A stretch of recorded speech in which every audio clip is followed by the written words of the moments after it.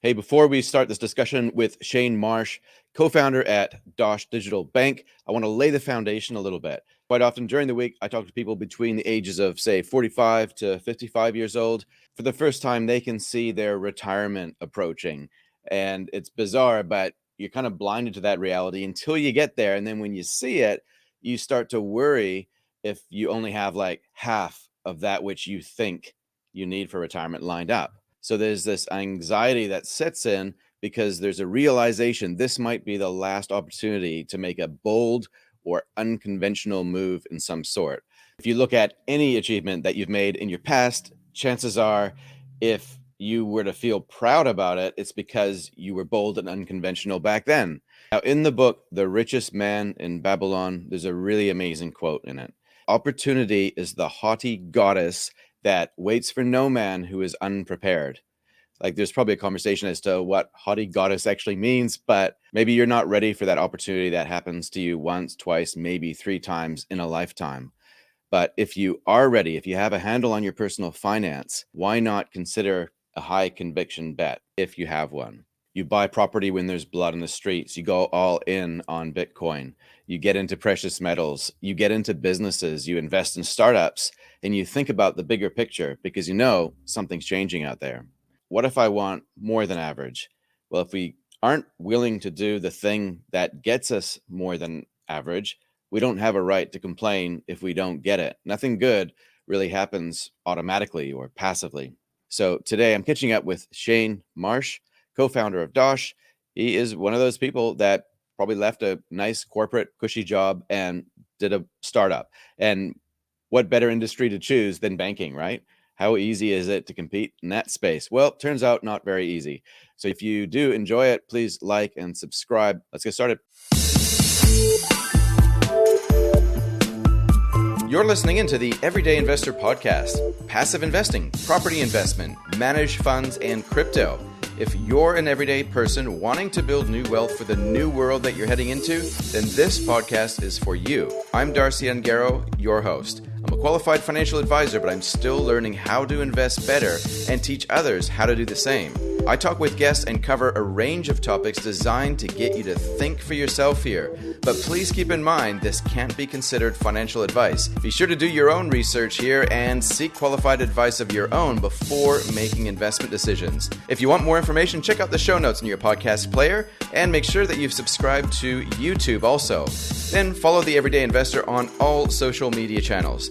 The NZ Everyday Investor Podcast receives support from the following partners: Easy Crypto, the safe and easy way to buy and sell crypto in New Zealand; Gorilla Technology, increasing business success through innovative and strategic IT solutions; Ungaro & Co. Financial advice for everyday people building everyday wealth. Hope you enjoy the show. Let's get started.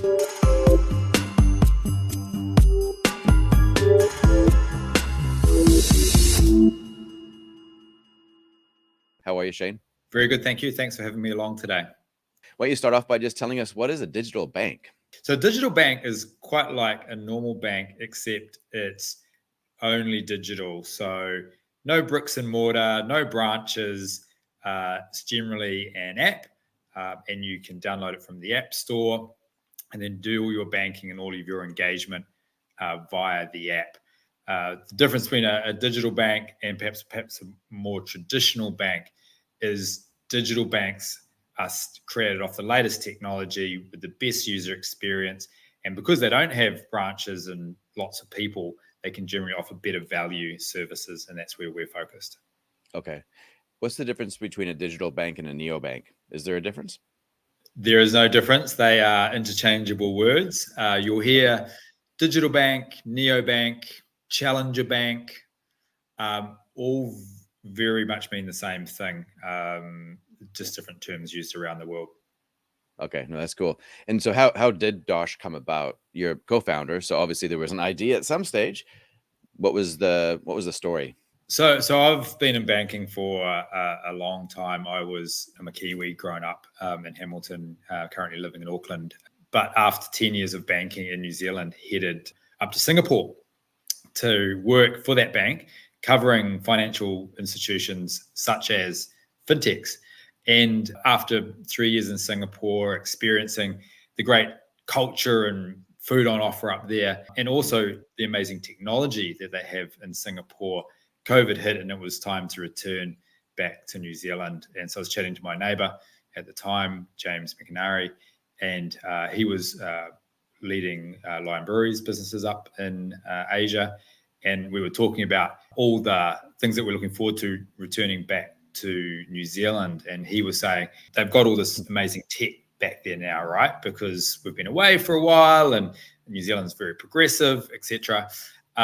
And that's when a conversation started, which is actually no, New Zealand's fallen a long way behind the leading countries in the world. And we started to talk about why that is. And surely New Zealanders deserve to have the world's best technology at their fingertips. And that was a conversation that led to us quitting our long corporate careers and becoming fintech entrepreneurs and launching Dosh. Yeah. It must be like a pretty scary process. Like I've thought about this a lot from the perspective of some people I've talked to recently. And I probably think about this myself, just at different stages where I'm trying something new in my own business, and to step out of, I guess, that comfort zone of what is known, what is certain, what has always been, and then start something completely different is like terrifying as well as exciting. But was there, I guess the part that I'm particularly intrigued about is that you made that type of move, but you also made that move and you're trying to challenge quite a traditional sector, right? Like you're challenging banks here and you're trying to get into their territory. So why did you think that was a good idea? If I could put it that way. Why did I think that was a good idea? Yeah. So I think firstly, I was moving back to New Zealand anyway, and it was going to involve a change in job, if not a change in company.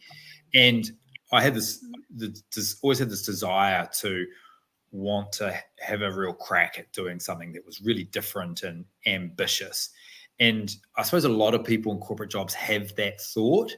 And it's always, well, what's the right time? Am I in the right position to do it? What are the risks?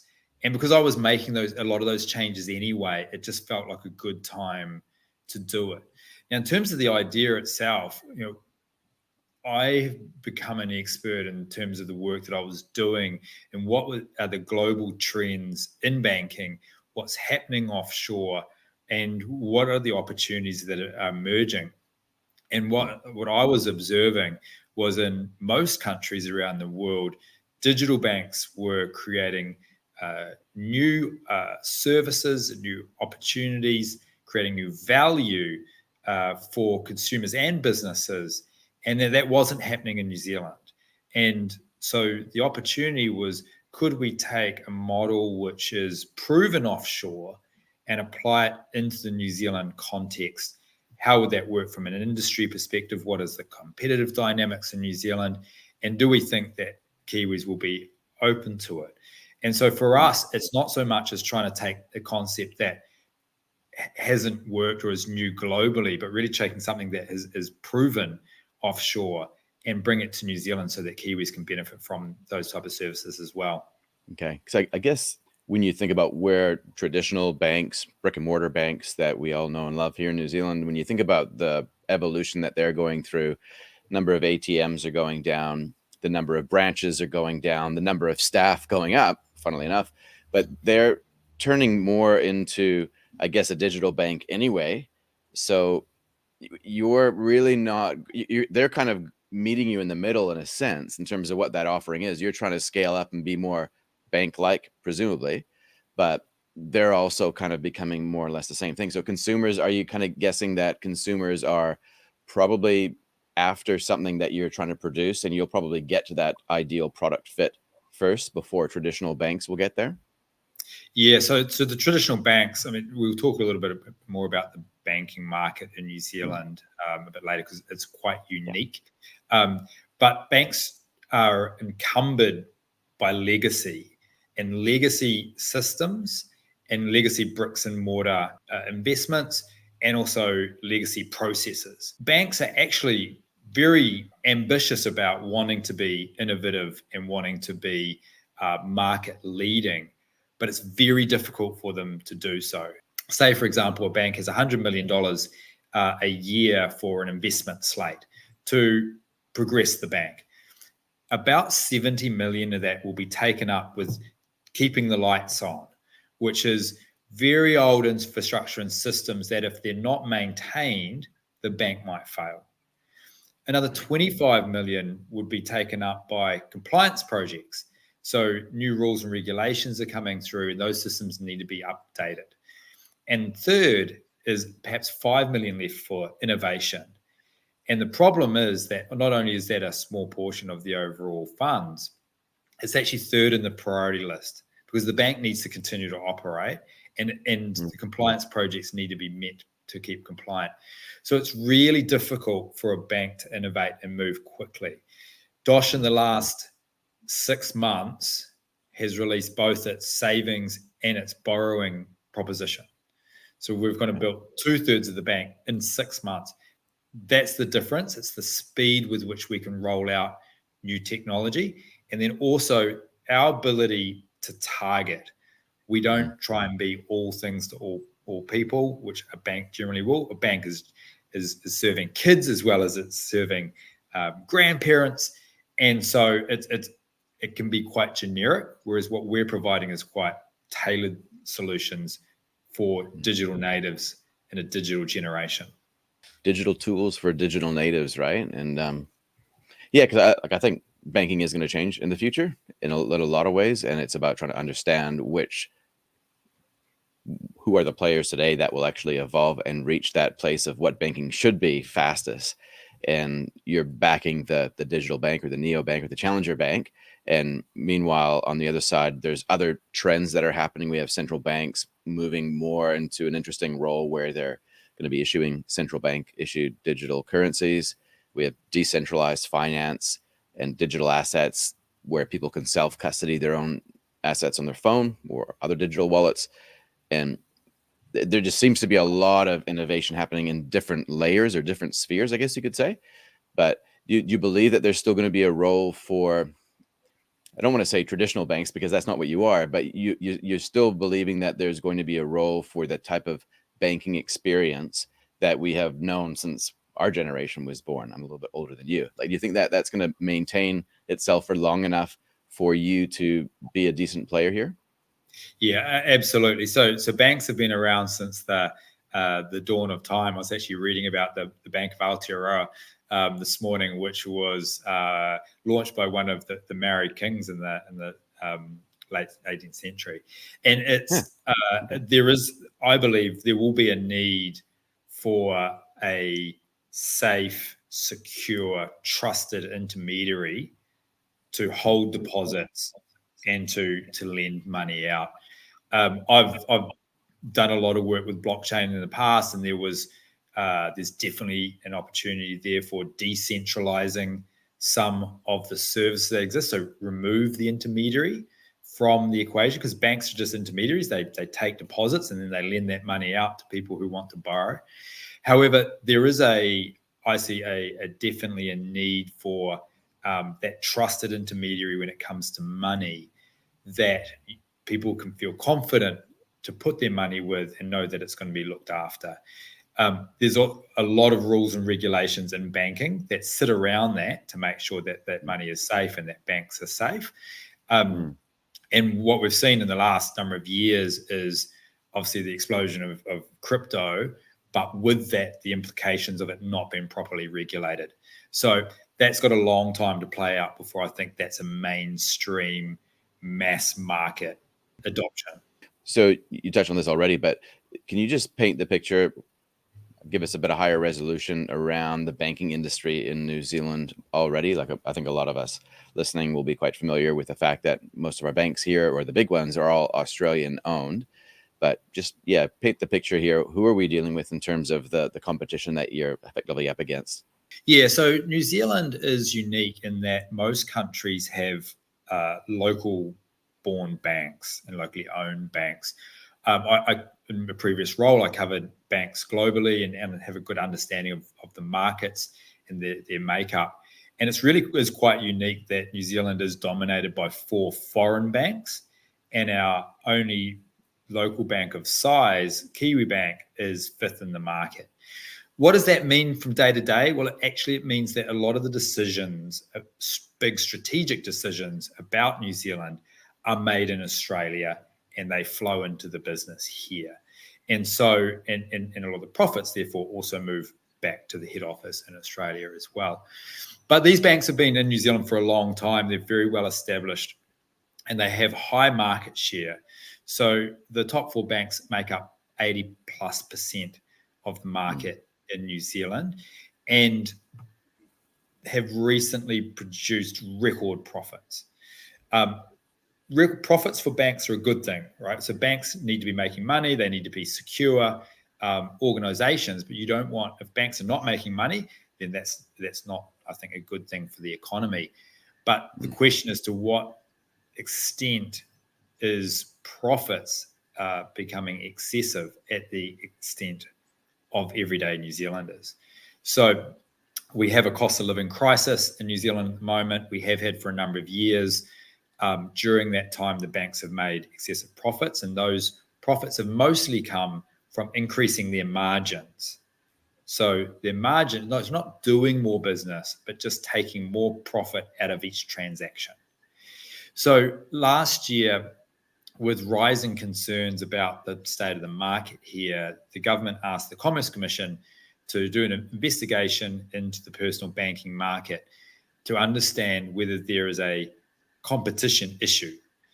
And about 2 months ago, the draft report was released, and the view of the Commerce Commission is, yes, indeed, there is a competition issue. And there's a number of reasons for that. And there has been some discussion by the government that they are looking to pick that up and turn that into a select committee, which will deliver the recommendations. So there's actual change happening now around dealing with the issue that of a lack of competition causing excess profits in the market.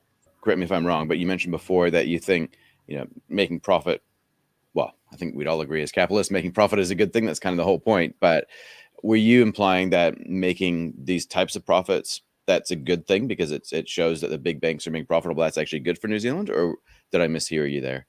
So banks making profits is not a bad thing. What is, I think, bad for New Zealand is the excessive amounts of profit that the banks have made in recent years. The banks make more profit per person in New Zealand than the same banks make in Australia. And there's no obvious reason for that other than a lack of competition. Now, I've been in the Commerce Commission hearings in recent weeks, and even post those presentations from the banks, Adrian Orr, Governor of the Reserve Bank, has come out and said there's a lack of competition in the market. So my view is that it's actually now universally agreed that there is a competition issue. The discussion is why and what do we need to do to solve for that so that every Kiwi has got more money in their own pockets instead of in the pockets of the banks. In a rising interest rate environment like what we've seen over the last couple of years, especially following March 2020, when, in my view, Reserve Bank New Zealand dropped interest rates and kept them there for too long, that was a policy error. Now we're dealing with the mess in the form of higher interest rates to stamp out inflation. And so these higher interest rates that we're all paying for our money at the pump through our mortgage rates primarily, that kind of feels like, well, that's the medicine, right? And so whether it's banking profit or it's just a high interest rate, who cares? It's not in our household, and that's what's relevant, right? Like that's the reality I think that a lot of everyday Kiwis are facing. So before we get into the reasons why there's a competition issue, is it relevant that the banks have had record profits when in reality the whole idea is for us to actually have less money during this time?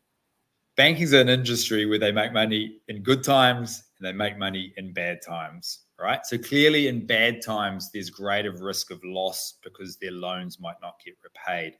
But whether interest rates are up or interest rates are down, what's important is the margin that they're making on the deposits and that they pay money for and the money they receive from the money they lend out.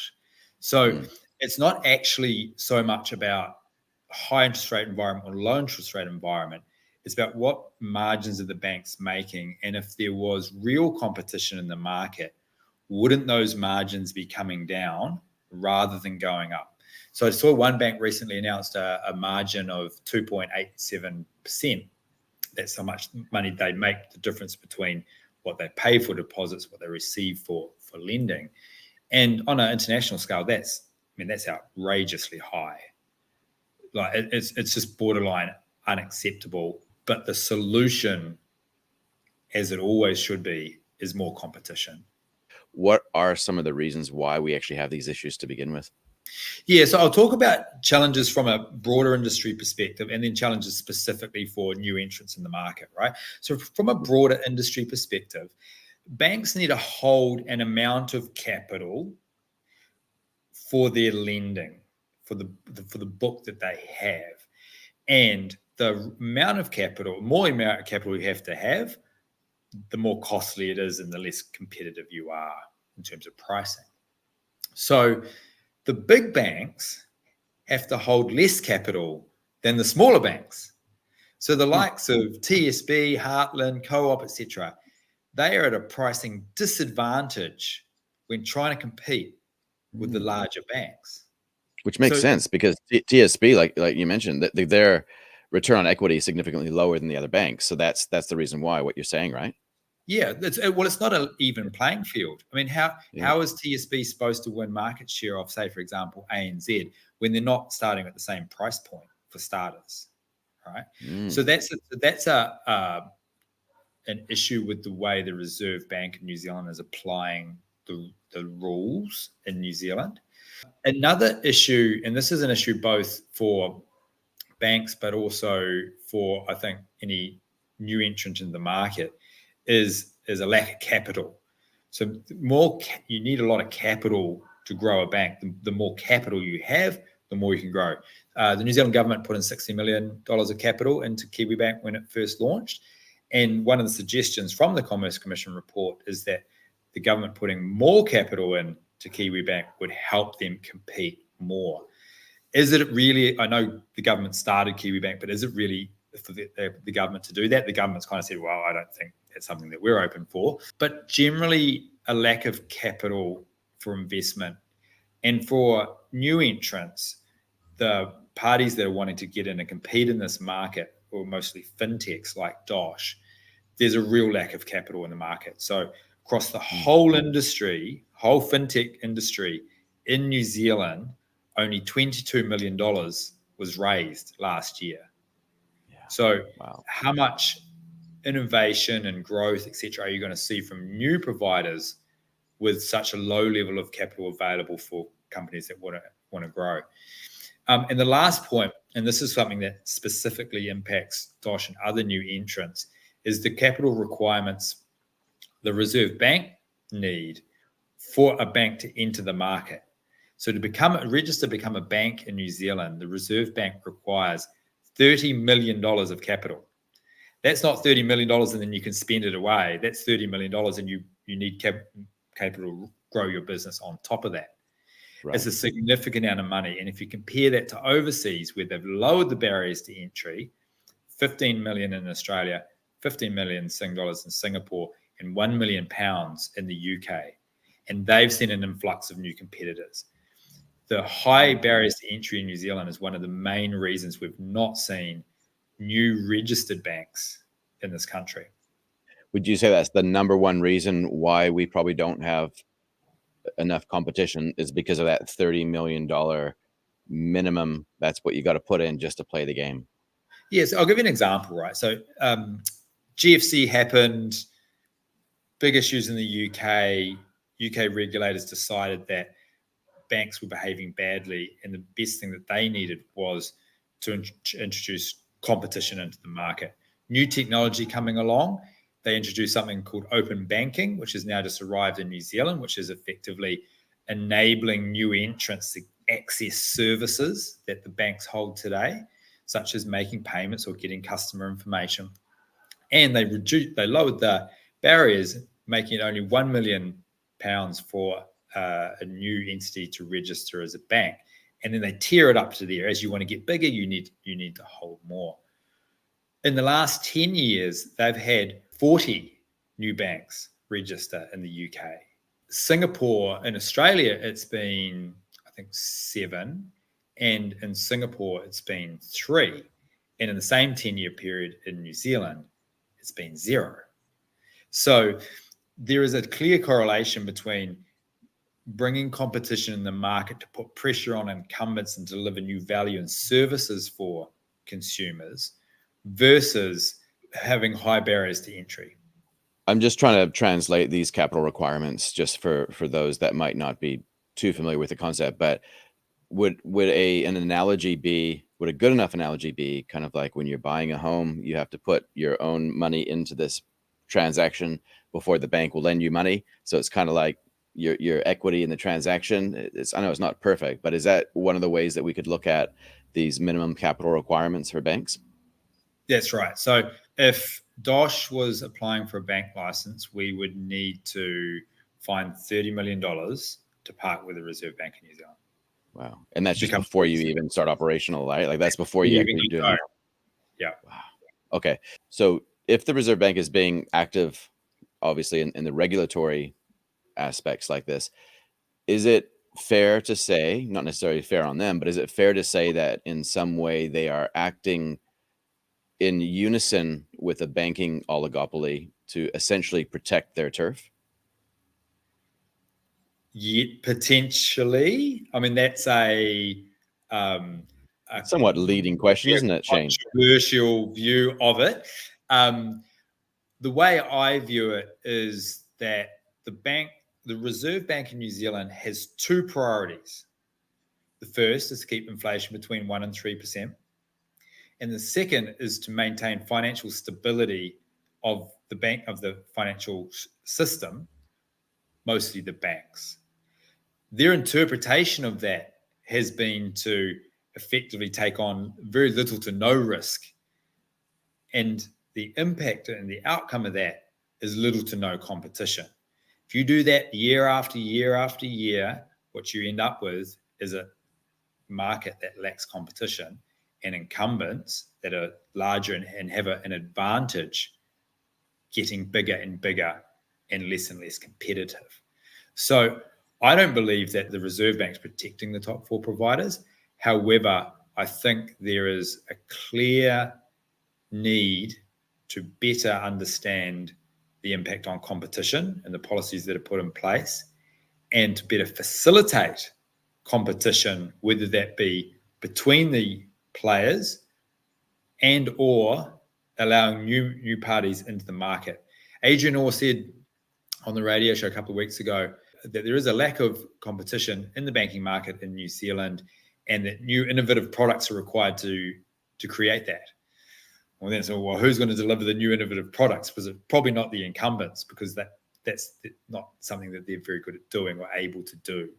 So look, it's a really interesting time. You've got the Reserve Bank on one side, you've got Commerce Commission on the other. One's an expert in banking, the other one's an expert in competitive markets, and this tension, this engagement is playing out in the public forum.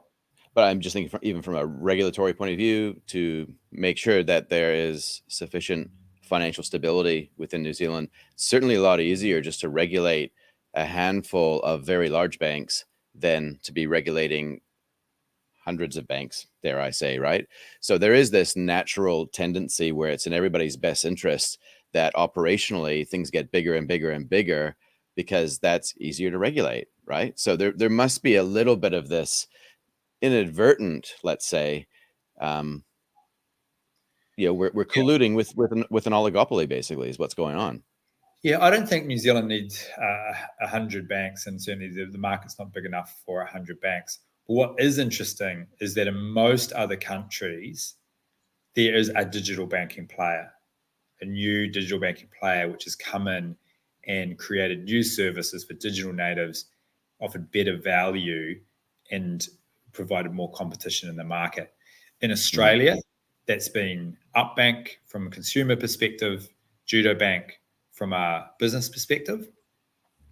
In the UK, it's Monzo, 10 million customers. They've won Bank of the Year numerous times. In South America, that's Nubank. has 100 million customers across South America.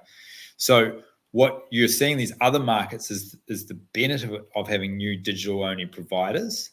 And we haven't seen that in New Zealand because it's very difficult to enter the banking market and be a registered bank. Okay. And again, I don't know much about Dosh at this stage, so forgive my ignorance, but correct me if I'm wrong. At the moment, what you're doing is I don't want to say simulating, but you're replicating a banking experience. But what you're doing is you're using a facility provided to you by one of the big four Aussie banks to conduct your business because you don't yet have a banking license. Is that correct? That's right. So we have our funds held currently at two of the top four banks in New Zealand. Now, if we were to get a banking license, we can then connect directly to the Reserve Bank. So we don't necessarily need to hold money with the bank. But we have lots of other partners as well. So Visa has been a big partner of ours for the last couple of years. They provide the Dosh Visa debit card. We have a provider who is supporting us with our new lending products.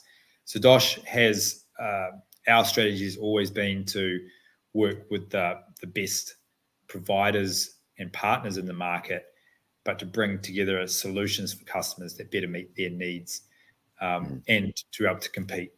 Okay, that's cool. And you mentioned the term, I think pretty close to the start, you mentioned the term open banking. Can you quickly just define what open banking is and maybe just like why is it relevant as well? Why is it important? Really good topic because the narrative around open banking has been somewhat changed in New Zealand. Open banking has been talked about as an initiative to enable you to move between banks easier, which is potentially an open banking use case, but it's not open banking. So open banking started in the UK and Europe, and it is the purpose of open banking is to improve competition in the market.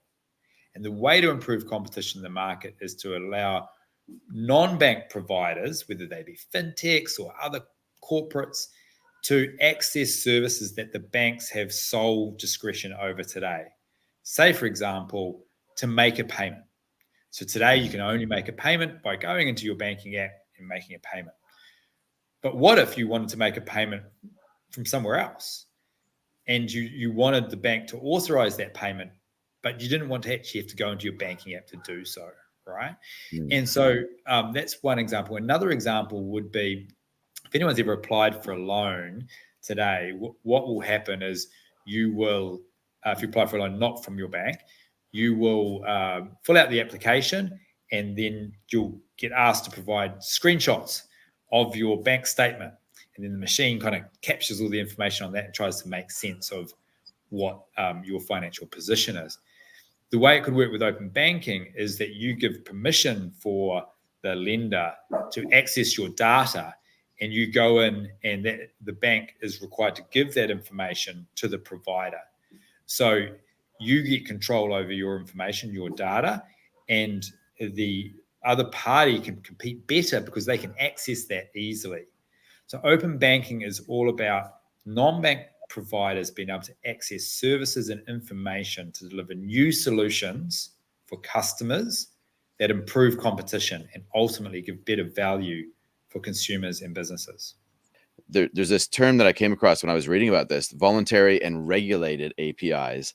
Like, does that just mean that, hey, the banks ultimately have control over what they give away, or will they be forced to give away this information? Of course, there's quite a difference between industry-led change and government or regulatory-led change. And there's been criticism in New Zealand that it's been industry-led, so it is slower than it should be, and that the government should have come in and done regulatory-led change, which is now beginning to come in to force the banks to move faster and not drag their heels. Okay. I know this. I'm going to sound increasingly suspicious all the time with the Reserve Bank here, but if there has to be this regulated approach to almost inflict open banking on banks, the fact that that's not actually there right now, isn't that just the same thing as saying that the regulator is kind of helping banks to resist open banking? Is that not true? It would be upon the government to give a regulator the mandate to push the banks and enforce delivery. What regulator that is could be up for debate. It could be the FMA. It could be the Reserve Bank. Overseas, it's absolutely been government and regulator-led. So the fact that New Zealand's left it to the industry seems to be a bit of a New Zealand way that, if we leave it to the banks, they'll do the right thing. Well, I think that's extremely naive, and I don't think there's too much evidence. What about Payments New Zealand? They're doing a good job, right? So for those who don't know Payments New Zealand is a entity which is owned by the banks, and the board is made up of 8 bank representatives from eight different banks, and they have been tasked with managing the payments infrastructure in New Zealand, and they've also took it upon themselves to take a lead on open banking as well. They've been quite heavily criticised by Commerce Commission and others for moving slowly and being for the party overseeing the industry, not ensuring that New Zealand has kept pace with the rest of the world, and that is their role, I suppose, is being challenged, particularly as it relates to open banking, because if they're overseeing open banking and open banking is intended to increase competition, why would you have the banks running it? Surely it's slightly counterintuitive and perhaps a conflict of interest. There is definite need for change. My concern, my personal concern, is that this is all coming quite late, perhaps better late than never. And we now have a situation where people are actually paying out of their pocket much more than they should. And this is hurting the day-to-day Kiwi. And we need to make change, and we accelerate change to solve for that. But it's going to take time. Yeah. Okay. And I also want to ask just your general views around bank lending and current banks right now. So roughly 70% of lending activity is in housing in New Zealand. And as a result, it kind of creates this Ponzi scheme type concept within the property market. And hey, that's investing though, right? So that's there's nothing wrong from my point of view. I think that's great. Take advantage of it. But there's not enough, arguably, investment into business lending. I think that's closer to more like 20% of all lending. With these new challenger banks, and Dosh is one of them, is it more likely to increase business lending, or is the pathway well trodden towards housing lending because that's what's lowest risk and most profitable? We're a consumer offering, and we don't have home loans yet. However, that's coming in the very near future. When you look at the bank's priorities, even when we're at the Commerce Commission and the banks were discussing competition, they're only actually talking about home loan competition. So home loans is the number one profit maker and the number one point of competitive focus for the banks. And that may be at the expense of businesses, right? The banks will look at risk and reward from a home loan perspective, and they'll look at risk and reward from a business perspective, and they will move their appetite accordingly. There is a emerging digital bank called Emerge that launched maybe 6 weeks to 2 months ago. They are looking to solve the lack of digital business banking in New Zealand, and they are, I'm sure, will eventually look at lending in that space as well, because businesses in New Zealand are wholly underserved when it comes to their banking services. I think that for the long-term view of New Zealand, we need new players, at least one in the consumer space, at least one in the business banking space, that can drive competition and bring in the new services. The watermark will rise for everybody with new competition, because the incumbents will then have to work harder in the services they offer and the prices they offer to compete. So everyone benefits, right? How are you going to get into mortgages? Yeah, so we are working with a number of potential providers at the moment who have mortgage product, which we can work with them to bring to the market. Some really interesting stuff happening in Australia around home loans, the way they look at home loans, the way they price it, and the way they work with customers to bring it to market. In New Zealand, a home loan is a home loan. The product is the same pretty much across all the different providers. And I think particularly for young people trying to get on the ladder, that doesn't necessarily suit their stage of life or their affordability either. It's somewhat ironic to me that perhaps when you're least able to afford a mortgage, which is probably your first one, and you're in your first or second job, and you've saved up a deposit, etc., that the rates are higher than when you are ultimately further down your career path and further down life. Perhaps your loans come down, and because you're less of a risk, your rates actually become lower. It becomes more affordable as you get older. And I think for a lot of young people, there's people who've lost hope of ever getting on the property ladder. And for a generation of Kiwis, that's a big issue. Today we see Kiwis, you hear about the bank of mum and dad to get deposits. They're dipping into their KiwiSaver. It's a real challenge. And I think what we're thinking about is how can we structure home loans differently to solve that issue for the first home buyer or the persons in their first or second mortgage. So that's I think, when it comes to home loans, where I think the opportunity is to do things and think about it differently. As long as you're compliant and you're falling within Reserve Bank guidelines, you've got more opportunity to innovate. That's, I guess, the idea, right? Yeah, we innovate on services, we innovate on price, always looking at what's the world's best solutions that people are experiencing offshore, and how do we bring them to New Zealand? And I think that'll definitely play into the home loan space as well. Okay. There's lots probably to unpack here more, but as we go, the one thing that needs to change, correct me if I'm wrong, but the one thing that needs to change in New Zealand that would really make a big difference for these excessive banking profits, from what I'm hearing from you, is a change to the capital requirements for banks. Is that right? Yeah. So change the capital requirements and more capital in the market. This KiwiSaver is super interesting. There's a lot of capital available in the market. It's where it's getting deployed, and ultimately a level playing field for the participants in the market. Those are the key recommendations, draft recommendations from the Commerce Commission.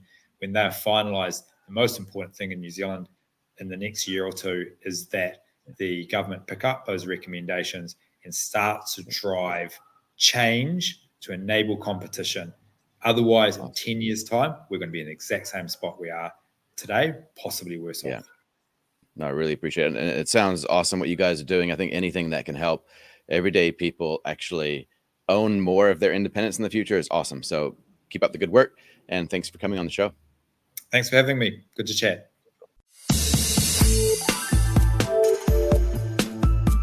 Thanks for listening into the Everyday Investor Podcast. Like what you've heard, but you want more? Make sure that you've subscribed to our YouTube channel and subscribe to the Everyday Investor newsletter too. The links for everything are found in the show notes that you can access easily by swiping or tapping over the cover art in your podcast player. If you received value in some way, I'd love it if you could take the time to write a review wherever you listen to podcasts. Share it with a friend, or think of our show partners where appropriate. Easy Crypto, the safe and easy way to buy and sell crypto in New Zealand.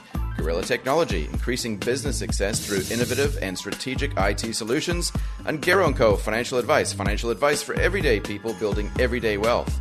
Remember, some investments or strategies discussed on these episodes may result in financial loss. Be sure to do your own research and ideally seek qualified advice of your own before making investment decisions. Hope you enjoyed today's episode, and we'll catch you next time around.